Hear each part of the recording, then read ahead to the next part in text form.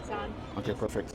All right, so tell me about the resilience it took for those early settlers to cross the ocean, arriving at this uncultivated wilderness on Lake Winnipeg, and boldly name it Gimli, the home of the gods. Oh man, that's a history. I should have studied for this.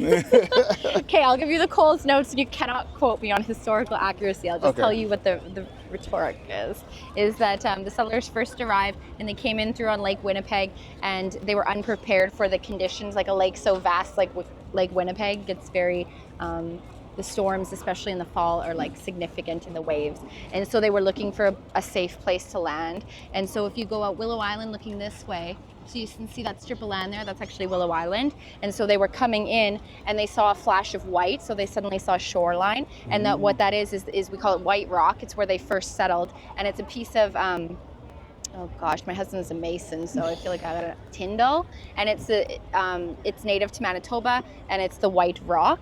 Oh, right there. See the picture of it on the pier. So that's white rock. So that's what they saw, is this big rock, and so they saw that it was land. They landed there safely, and then one of the women was pregnant that was on the ship and gave first birth to the first child of New Iceland behind the rock. I don't know if that part is true, but that's what we like to say.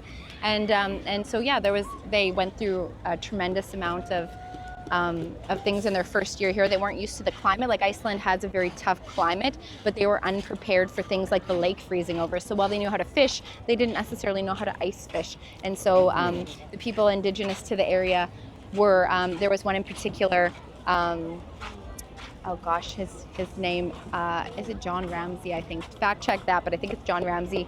And he helped the settlers learn to fish, set them up to survive, and really helped and was integral in their survival on, being able to ultimately settle here long term. So Awesome. Isn't Iceland also cold? it's Or cold, is it like but a myth? so like no, Greenland is actually colder no, it's than super Iceland. cold, and Yeah, so you would never get a hot day really like this in Iceland. Okay. But it's ocean, so it doesn't freeze over, right? Right, because salt water. Yeah, Yes, and so okay, no, okay. it doesn't get down into minus 40 Gotcha. necessarily in Iceland really, but the wind is what's wicked in Iceland, and the weather changes very suddenly because it's an island. So it's a Okay. little bit different from here, but yeah, they were just unprepared, and the barrenness of the prairies. They were used to a different climate and lifestyle, and they left there because of hardship, but they came here and they encountered a different type of hardship. So Yeah.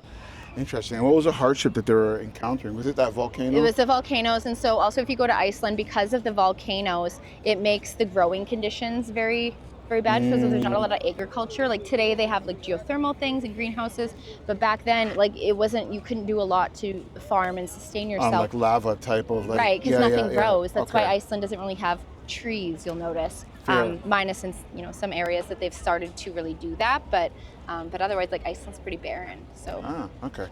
Cool. All right. So, what does it mean for you to see that you're Icelandic? You're Icelandic. I'm Icelandic. Okay. I have the dark hair throws people off, but I am. I need to double check because the question's like assuming that you are. Okay. No, I am. All right. So, what does it mean for you to see your Icelandic heritage preserved in such a raw, interactive, and physical way? Like we just saw the battle, and that was fun. And I got dinged. I have a little sticker That was here. my mom and aunt doing it. Yeah, I figured. That was completely fun. So how does that feel for you to see this continuing, being preserved? Yeah, I mean, it's super special for me. It was very important. am I a fourth generation or fifth generation volunteer now? So it's very important. The festival's been a big part of my family. We've always been taught to be very proud to be Icelandic. You'll see my kids running around with the Icelandic tie, and my daughter had the Icelandic costume on. We were in the fashion show earlier. Nice. So yeah, it's nice to be able to continue that tradition, see my kids get to experience that like my Amma and Ava taught me, and then, my parents taught me, and then to pass it on to her is quite special, so. Nice. Awesome. Okay, so we watched a strongman competition. So how does witnessing that kind of sheer physical power connect you back to the grit of the original settlers who carved New Iceland out of the wilderness? Actually, I was with Magnus last night. He said, "Are you coming to the show today?" And I was like, I never make it because it's so hot.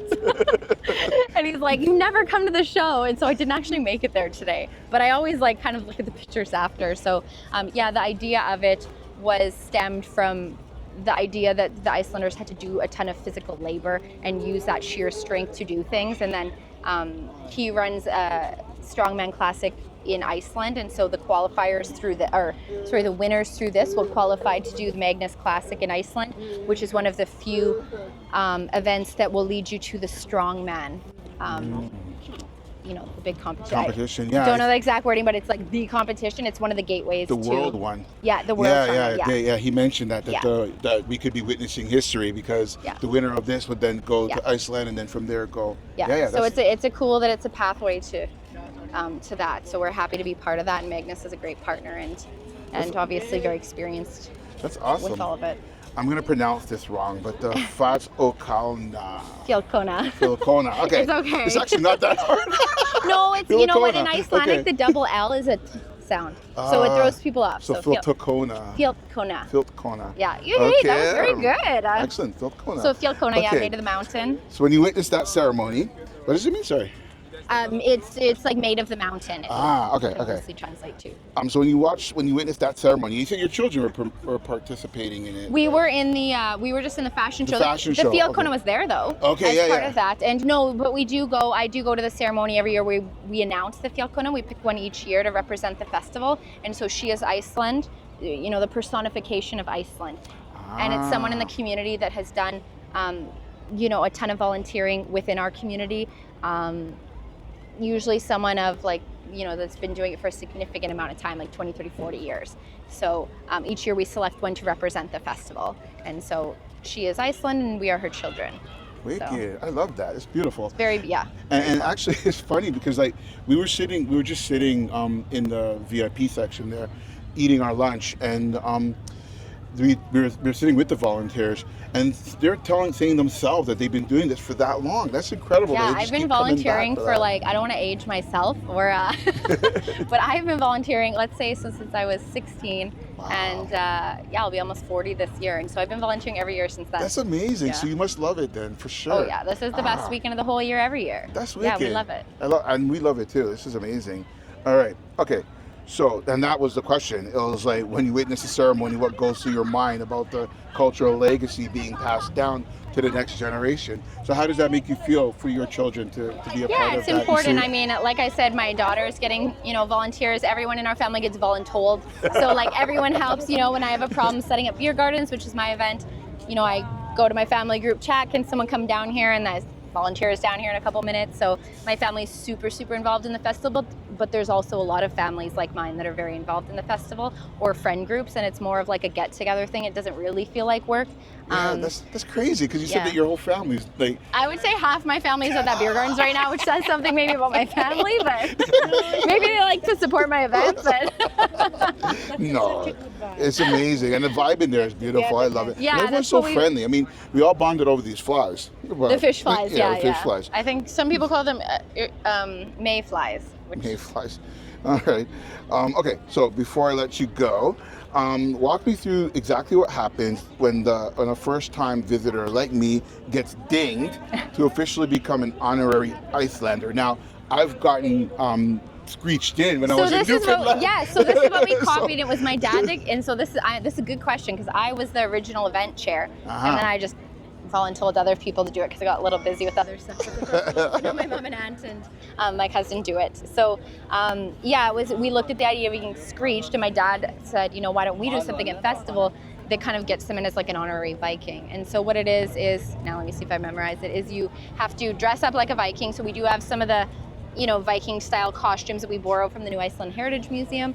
So we dress you up, and then you have to eat a piece of hardfish, which is to me disgusting. Some people, like my Ava, ate it with butter. It was like a thing. Some of the Icelanders love it. I'm not one of them. It does taste like, if you ate one of these, that's what you would expect it would taste like. So it's like a very dry, fishy taste. It's not good, in my opinion. But so you have to eat. Did you eat it? Yes. Yeah. Did you like it?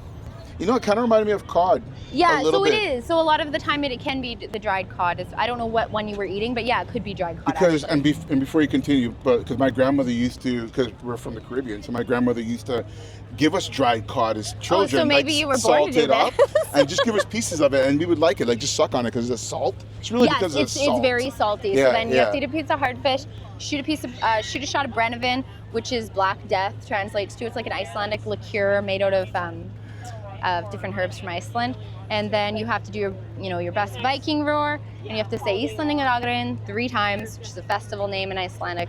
And then you're an honorary Icelander, you're an honorary Viking for the weekend. Awesome. So look at me. I'm on. So you did it. Wicked.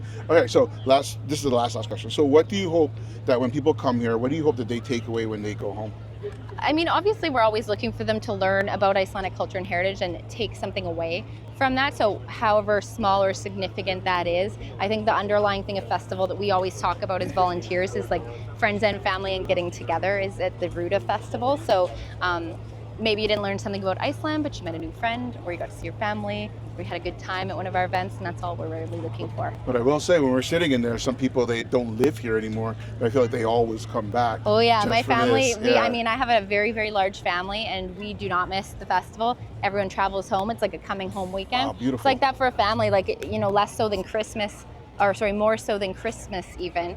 People like to come home to Icelandic Fest, and then we all celebrate together, so.